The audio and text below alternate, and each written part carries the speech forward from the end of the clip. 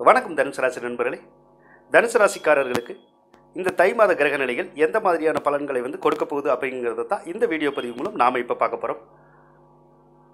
தனுசு ராசிக்கு 7ஆம் அதிபதியாகிய புதன் 2ஆம் பாவகத்தில் சஞ்சரிப்பது சிறப்பான பலனை தேடித்தரும். ஏனெனில் கணவன் மனைவி அந்யோன்யம் அதிகரிப்பதற்கான வாய்ப்புகள் கூடி வரும். நண்பர்கள் வழியில் ஒற்றுமையும் ஆதரவும் கிடைப்பதற்கான வாய்ப்புகளும் காணப்படும். கணவன் மனைவி அல்லது நண்பர்கள் வழியில் ஏதேனும் சில ஆதாயங்களும் இந்த மாதத்தில் கிடைப்பதற்கான வாய்ப்புகளும் உங்களுக்கு காணப்படுகின்றது. சில தனுசு ராசிக்காரர்களுக்கு மட்டும் நண்பர்களுடனோ அல்லது கணவன் மனைவி உறவிலோ சில மனஸ்தாபம் ஏற்படுவதற்கான வாய்ப்புகளும் காணப்படுகின்றது. 10ஆம் அதிபதியாகிய புதன் பகவான் 2வது இடத்தில் இருப்பதும் சிறப்பான பலன்களையே தேடித்தரும். இதுவரை வேலை கிடைக்காமல் இருந்த தனுசு ராசிக்காரர்களுக்கு இப்பொழுது வேலை கிடைப்பதற்கான வாய்ப்புகளையும் இந்த புதன் பகவான் உங்களுக்கு உருவாக்கி தருவார்.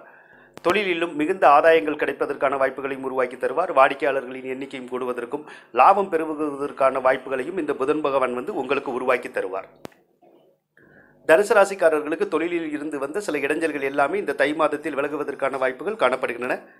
வேலை கிடைக்காதவருக்கும் வேலை கிடைத்து மகிழ்ச்சி பொங்க இருப்பதற்கான வாய்ப்புகளையும் இந்த புதன் பகவானை உங்களுக்கு உருவாக்கி தருவார். 9ஆம் அதிபதியாகிய சூரியனும் 2வது இடத்தில் சஞ்சரிப்பது சிறப்பான பலனை தேடித்தரும். தந்தை மற்றும் தந்தை வர்க்கத்தார் மூலமும் தந்தை உடன்பிறப்புகள் மூலமும் சில ஆதாயங்கள் வந்து சேருவதற்கான வாய்ப்புகள் கிடைக்கும். அரசாங்க வழியிலும் ஆதாயங்கள் கிடைப்பதற்கான வாய்ப்புகளும் கிடைக்கும். பூர்வீக சொத்துக்கள் மூலமும் ஏதேனும் சில இதுவரைக்கும் வராத சொத்துக்களின் மூலமும் நமக்கு வந்து சேர்ந்து அந்த சொத்துக்களின் மூலம் நமக்கு ஆதாயங்கள் கிடைப்பதற்கான வாய்ப்புகளையும் இந்த சூரிய பகவான் உங்களுக்கு உருவாக்கி தருவார். சுக்கிரனை பொறுத்தவரை தற்போது ராசிக்கு 12வது இடத்திலே இருந்து கொண்டிருக்கின்றார். எனவே தை மாதம் 16ஆம் தேதி வரைக்கும் சுக்கிரன் 12வது இடத்தில் தான் காணப்படுகின்றார்.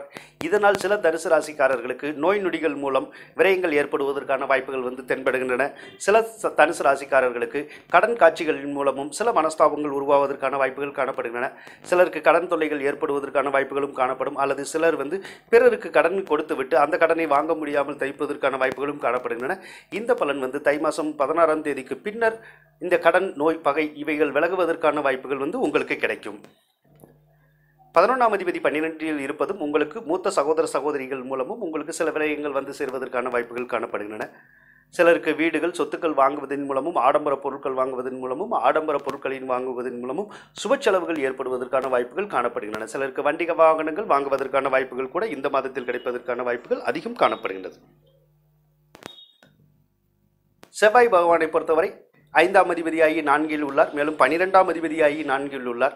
12ஆம் அதிபதியாகி செவ்வாய் 4இல் இருப்பது சிலருக்கு சொத்துக்களை விற்பதற்கான வாய்ப்புகளையும் இந்த செவ்வாய் பகவான் உங்களுக்கு உருவாக்கி தருவார். சிலருக்கு சொத்துக்கள் வாங்குவதற்கான வாய்ப்புகளையும் செவ்வாய் பகவான் உருவாக்கி தருவார். தாயாருக்கு மட்டும் சில நேரங்களில் அந்த நோய் தொந்தரவுகள் இருப்பதற்கான வாய்ப்புகளையும் இந்த செவ்வாய் பகவானை உருவாக்கி தருவதற்கான வாய்ப்புகள் காணப்படுகின்றன. தாயாருக்கு கோபதாபங்கள் உருவாவதற்கான வாய்ப்புகளையும் இந்த செவ்வாய் பகவான் உருவாக்கி தருவார். தை மாதம் 18ஆம் தேதிக்கு பின்னர் செவ்வாய் பகவான் 4இலிருந்து 5வது ராசியான மேச ராசிக்கு பயிற்சி ஆகின்றார். எனவே செவ்வாய் மேச ராசியில் அதிக பலத்துடன் ஆட்சி பலத்துடன் காணப்படுவார். செவ்வாய் ஆட்சி பலத்துடன் 5வது இடத்தில் காணப்படும் போது இதுவரை திருமணமாகி குழந்தை பேருக்காக தவித்துக் கொண்டிருந்தோருக்கும் குழந்தை பாக்கியத்தை எதிர்பார்த்து காத்திருந்தோருக்கும் இது ஒரு சிறப்பான காலம் என்றே கூறலாம். ஏனெனில் தனுசு ராசிக்காரர்களுக்கு 5ஆம் அதிபதி 5இல் ஆட்சி பெறும்போது இந்த காலத்தில் குழந்தைகள் உருவாவதற்கான வாய்ப்புகள் கிடைக்கும். அல்லது ஏற்கனவே குழந்தை பெற்றுவிட்டு மீண்டும் குழந்தை பேருக்காக காத்திருப்போருக்கும் இந்த தை மாசி மாதங்களில் குழந்தைகள் உருவாவதற்கான வாய்ப்புகளும் அதிகமாக தென்படுகின்றன. எனவே இந்த காலத்தில் மருத்துவ சிகிச்சை எடுப்பதன் மூலம் உங்களுக்கு குழந்தை பேர் கிடைப்பதற்கான வாய்ப்புகளையும் இந்த செவ்வாய் பகவான் உருவாக்கி தருவார். ஏற்கனவே பிள்ளைகள் பெற்றவர்களுக்கு அந்த பிள்ளைகளுக்கு சிறப்பான பலன்கள் நடைபெறுவதற்கான வாய்ப்புகள் காணப்படுகின்றன. அந்த பெற்ற பிள்ளைகளுக்கு வேலை வாய்ப்புகள் கிடைப்பதற்கும் அவர்கள் மகிழ்ச்சியோடு வாழ்வதற்கும் அவர்கள் புகழ் பெறுவதற்குமான வாய்ப்புகளையும் இந்த செவ்வாய் பகவானை உங்களுக்கு உருவாக்கி தருவார்.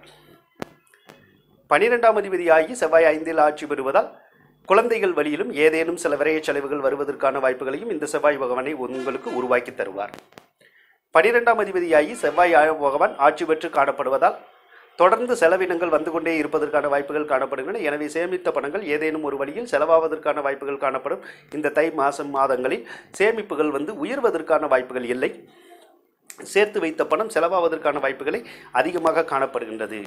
ஆனால் சுப செலவுகள் ஏற்படுவதற்கான வாய்ப்புகளை அதிகமாக காணப்படுகின்றது. இவ்வளவு விரை செலவுகள் வந்து தனுசு ராசிக்காரர்களுக்கு ஏற்பட்டாலும் 7.5 சனி நடந்து கொண்டு இருந்தாலும் கூட இந்த தை மாசி மாதங்கள் வந்து உங்களுக்கு சிறப்பான மாதங்களாக இருப்பதற்கான வாய்ப்புகள் காணப்படுகின்றன. குரு பகவான் உங்களுக்கு 4வது அதிபதியாகி அவர் 12வது இடத்தில் இருப்பது சொத்து சுகங்களை சிலருக்கு விற்பனையாவதற்கான வாய்ப்புகளையும் சிலருக்கு சொத்து சுகங்கள் வாங்குவதற்கான வாய்ப்புகளையுமே குரு பகவான் வந்து உருவாக்கி தருவார். இந்த தை மாத கிரக நிலைகள் சில செலவினங்களை கொடுத்தாலும் பல நல்ல பலன்களை கொடுப்பதற்கான வாய்ப்புகளும் காணப்படுகின்றன. எனவே இந்த தை மாதத்தில் பல கிரக அமைப்பு உங்களுக்கு சாதகமாகவே தென்படுகின்றது. இந்த வீடியோ தனுசு ராசிக்காரர்களுக்கு பிடித்திருந்தால் ஷேர் செய்யலாம், சப்ஸ்கிரைப் செய்யவும், அருகிலுள்ள பெல் பட்டனை அழுத்தவும். அதன் மூலம் நாங்கள் வெளியிடும் ஜோதிடம் சம்பந்தமான ஒவ்வொரு வீடியோவும் உங்களை உடனுக்குடன் வந்து சேரும். நன்றி நண்பர்களே.